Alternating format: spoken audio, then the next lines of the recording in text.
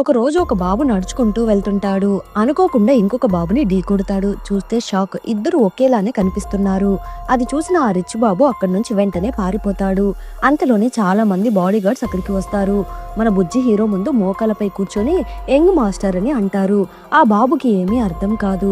అసలు విషయం ఏంటి అంటే వాళ్ళు పారిపోయిన బాబుకి బాడీ గార్డ్స్. ఇద్దరు ఒకేలా ఉండడంతో ఈ బాబుని ఎత్తుకుని కారు దగ్గరికి తీసుకుని వెళ్తారు. కారు ఎక్కమంటుంటే అతను ఎక్కడం లేదు.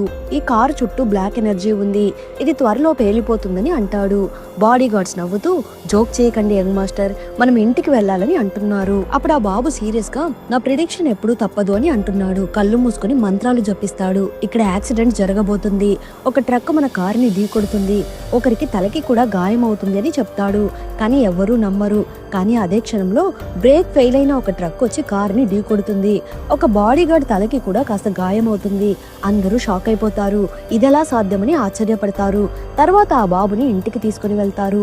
అక్కడ అతని నాన్న, నా కొడుకు వచ్చేసాడా అంటూ హక్ చేసుకుంటాడు. కానీ వాళ్ళ నాన్న తలపై కూడా బ్లాక్ ఎనర్జీ ఉంటుంది. దాన్ని మన బుజ్జి హీరో గమనిస్తున్నాడు. హక్ చేస్తూనే షోల్డర్ ని మసాజ్ చేస్తాడు. అంతే, ఆ బ్లాక్ ఎనర్జీ మాయమైపోతుంది.